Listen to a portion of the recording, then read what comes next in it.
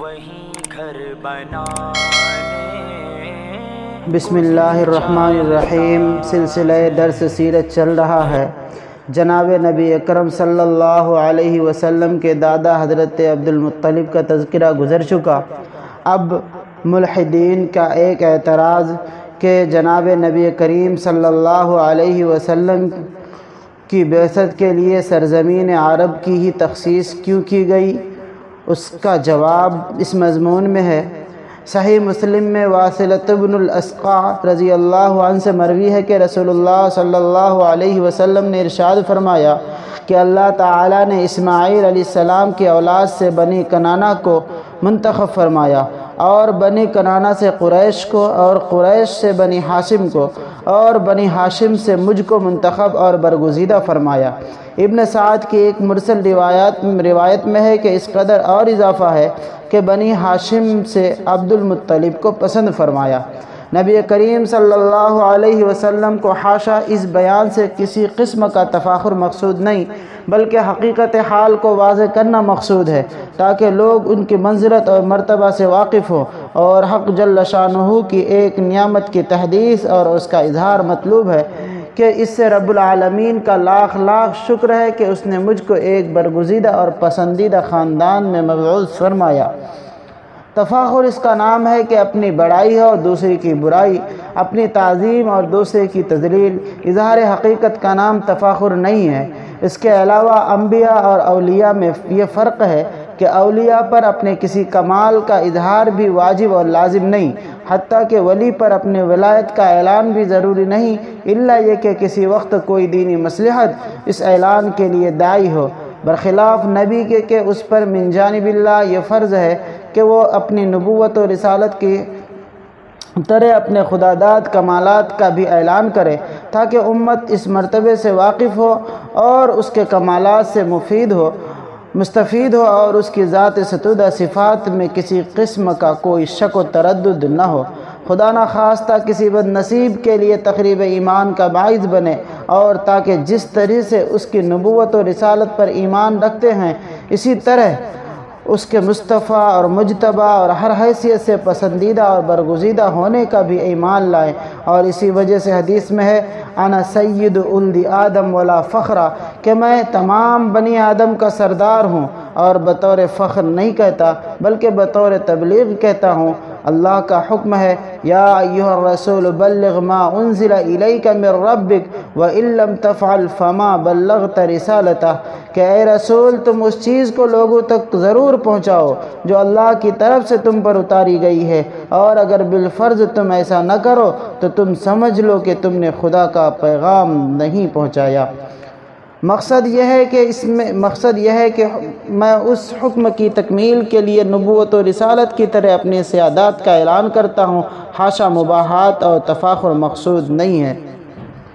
ایک حدیث میں ہے کہ نبی کریم صلی اللہ علیہ وسلم نے ارشاد فرمایا کہ جبرائیل نے مجھ سے یہ بیان کیا کہ میں نے مشرق سے لے کر مغرب تک تمام زمین کو چھان ڈالا، مگر بنی ہاشم سے افضل اور بہتر کسی کو نہ پایا۔ اس حدیث کو امام طبرانی اور امام احمد نے روایت کیا ہے۔ حافظ عسقلانی رحمۃ اللہ علیہ فرماتے ہیں کہ اس حدیث میں صحت کی علامات و آثار بالکل نمایاں اور ظاہر ہیں۔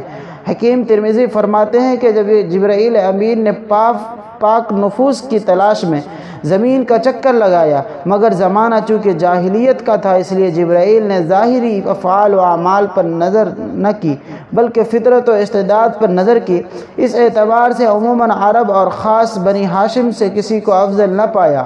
اس زمانے میں عرب کو تمام اقوام عالم پر چند وجوہ سے ایسا تفوق و امتیاز حاصل تھا کہ کوئی قوم اس کا ہم پلہ اور ہم سر نہ تھی۔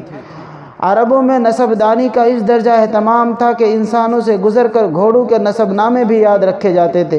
یہ بھی یاد رکھا جاتا تھا کہ کون آزاد عورت کے بطن سے ہے اور کون باندھی کے بطن سے، کس نے شریف عورت کا دودھ پیا ہے اور کس نے رذیلہ۔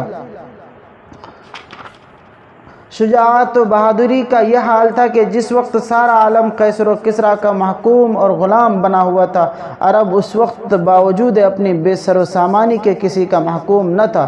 جرأت کا یہ حال تھا کہ عرب کا ایک ادنا فقیر بات کرتے وقت کسی بڑے بادشاہ سے بھی مرعوب نہ ہوتا تھا۔ شجاعت کا یہ حال تھا کہ ایک مہمان کے خاطر اونٹ ذبح کر ڈالتے تھے، خود بھوکے رہنا گوارا مگر مہمان کا بھوکا رہنا ناممکن۔ قوت حافظہ، عرب کے حافظہ اور ذکاوت کا یہ چار دانگ عالم میں ڈنکا تھا۔ 100 شاعر کا قصیدہ ایک ہی مرتبہ سن کر یاد ہو جاتا تھا۔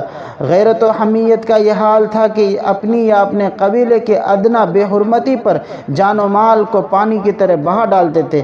آپس کی جنگ و جدال اکثر و بیشتر اسی وجہ سے ہوا کرتی تھی۔ فصاحت و بلاغت میں کوئی زبان عربی زبان کے پاسنگ بھی نہیں، بلکہ اول تو کسی زبان میں علم و بلاغت پر مستقل کتابیں نہیں، اگر کچھ ہیں تو وہ سب عربی زبان کی کتابوں سے ماخوذ و مسروق ہیں۔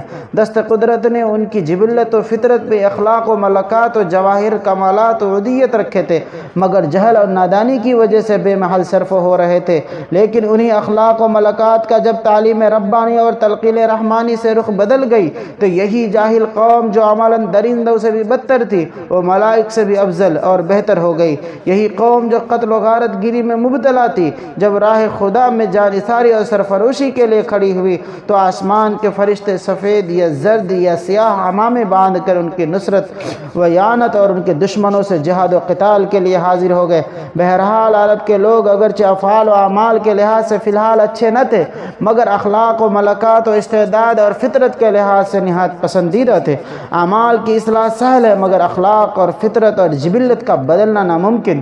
اسی لیے حق جل شانہ نے اپنی نبوت و رسالت کے لیے اس خاندان کو منتخب فرمایا، اس سرزمین کو انتخاب فرمایا۔ اس قوم سے جو نبی پیدا ہوگا وہ کامل الاخلاق، سلیم الفطرت، صحیح الجبلت ہو، اس لیے کہ نبی کے لیے کامل الاخلاق ہونا ضروری و لازمی اور دوسروں کی اصلاح کے دوسروں